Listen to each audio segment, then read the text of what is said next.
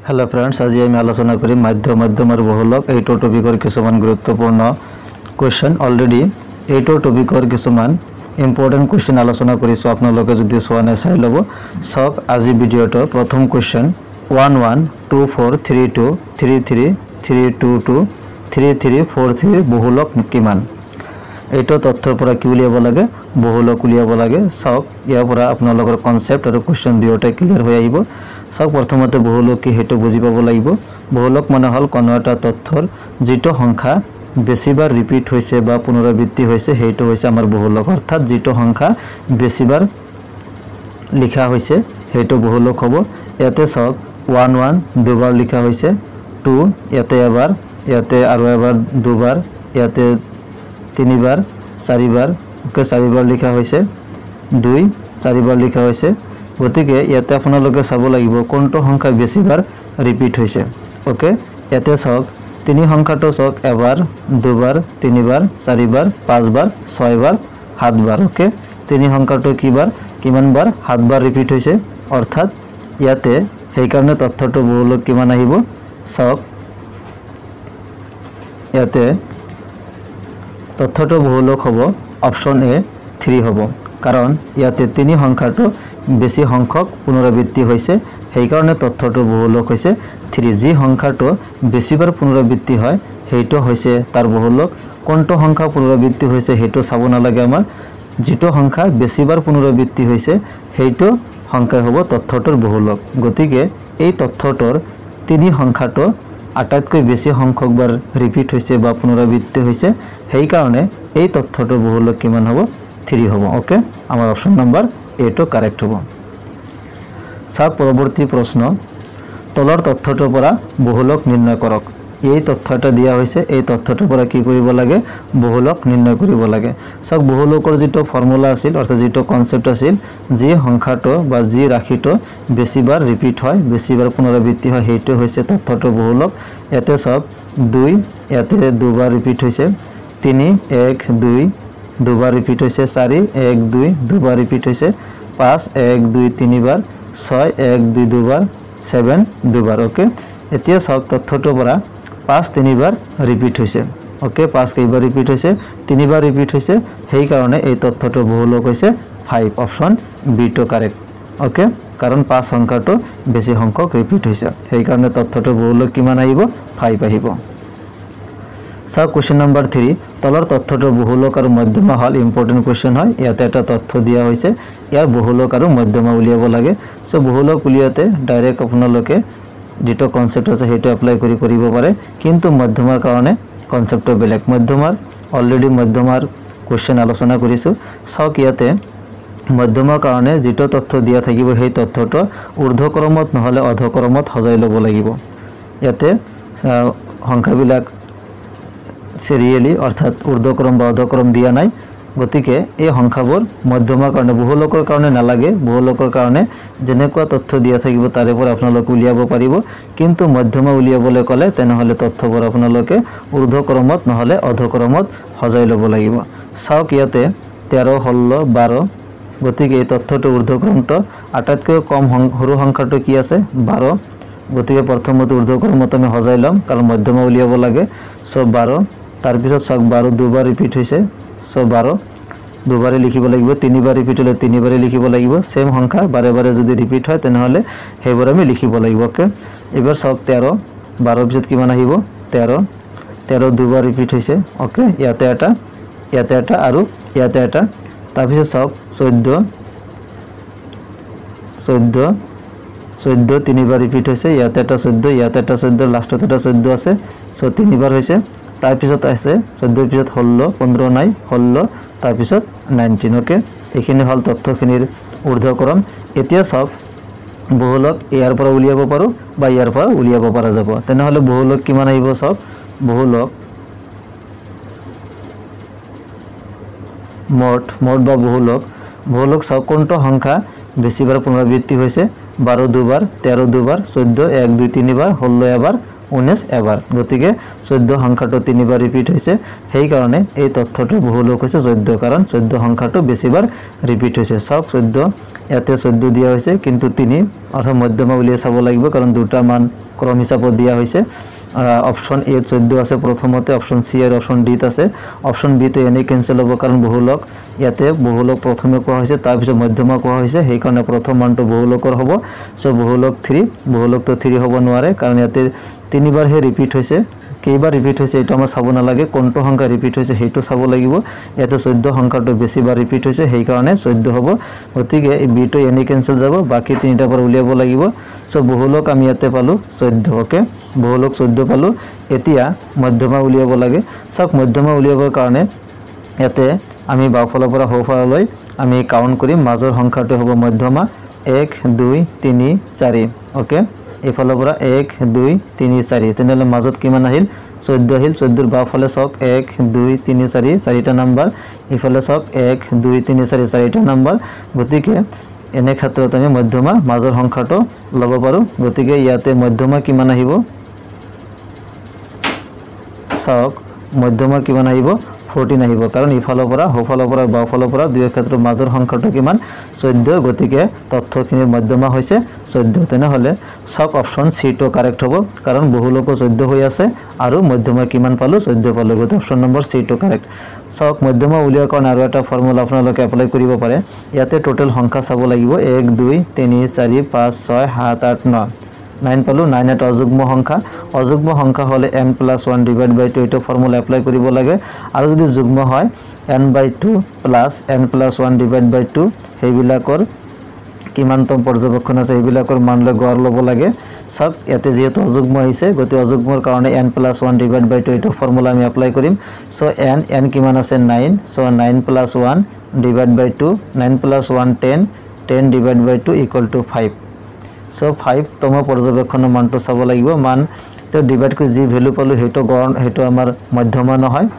আমি মধ্যমা উলিয়াব লাগিব ইয়াৰ 5 স্থান যে পালো এই 5 তম পৰ্যবেক্ষণৰ মানটো চাব লাগিব ওকে সক ইয়াতে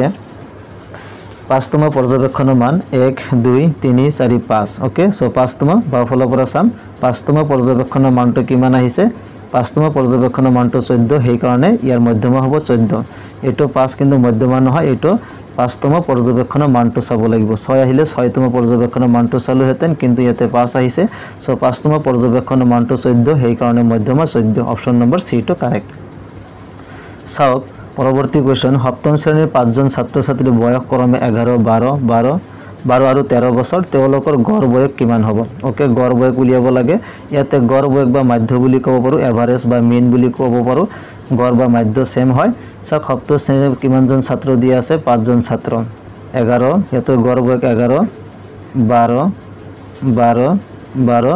আৰু 13 বয়স বিলাক দিয়া আছে নকৈ বয়স 5 জন ছাত্ৰ ক্ৰমে দিয়া হৈছে ইহতৰ গড় বয়স উলিয়াব লাগে এভাৰেজ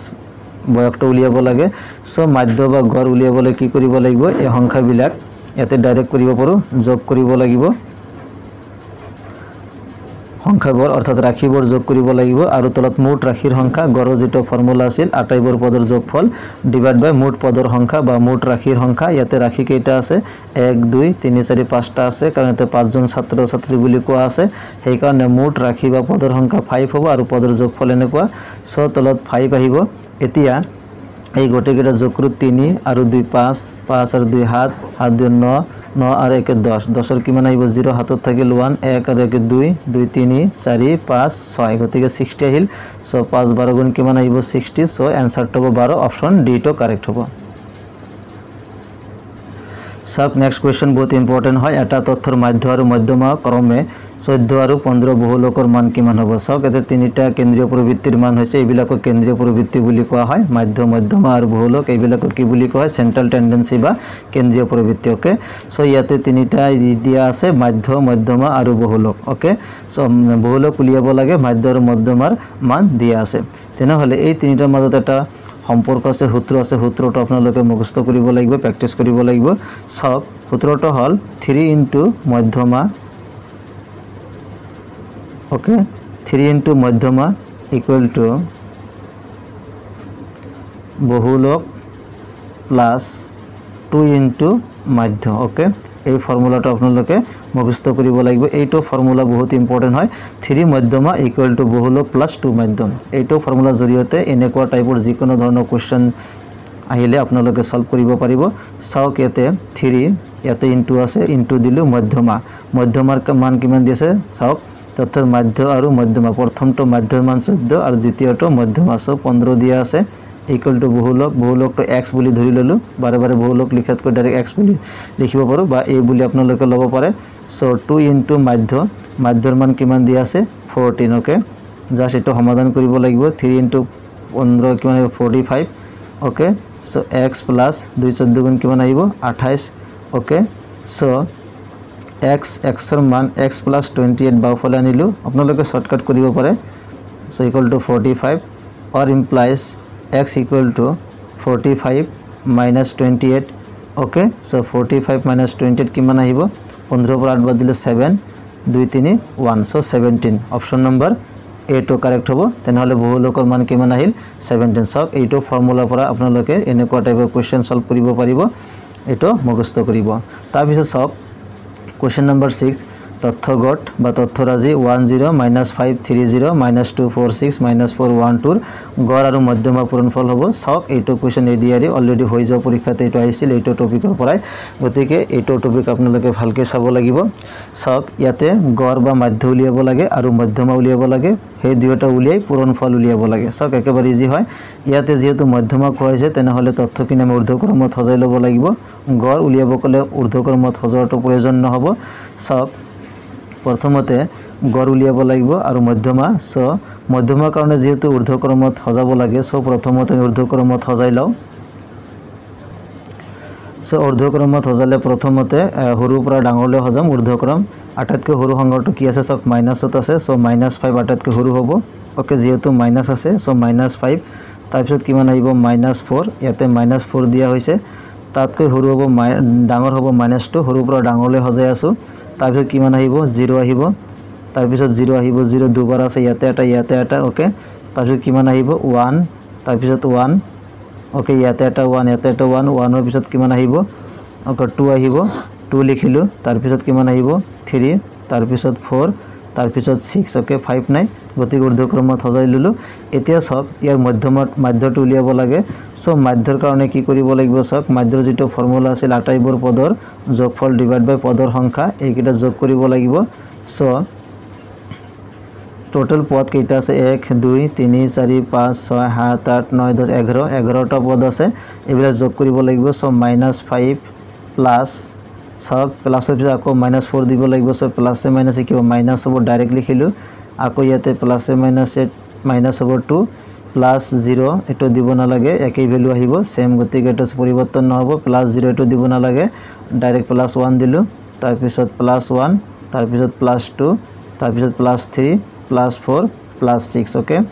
এতিয়া গটেকেটা যোগ কৰিব লাগিব সো তলত 11 সো -5 -4 -9 আৰু -2 কিমান -11 ওকে প্লাস এইকেইটা অংক যোগ কৰো 1 + 1 2 2 + 2 4 4 + 3 7 7 + 4 11 11 + 6 কিমান আহিব 17 ওকে সো তলত 11 আহিল -11 + 17 17 ৰ পৰা 11 মাইনাস কৰিলে কিমান আহিব 6 আহিব সো 6/11 আহি গল আমাৰ গড় বা মধ্য তাৰপিছত মধ্যমা সক মধ্যমা যেহেতু ঊৰ্ধ্বক্ৰমত সজাই লৈছো তেনেহলে দুয়ো ফলৰ পৰা মাজৰ যেটো সংখ্যা 1 2 3 4 5 ইফালৰ পৰা 1 2 3 4 5 গতিকে একটো মাজত আছে গতিকে তথ্যটো মধ্যমা কিমান হ'ব 1 হ'ব 1 2 3 4 5 ইফালৰ পৰা 1 2 3 4 5 গতিকে মাজত কিমান আছে 1 গতিকে ইয়াতে মধ্যমা কিমান পালো সক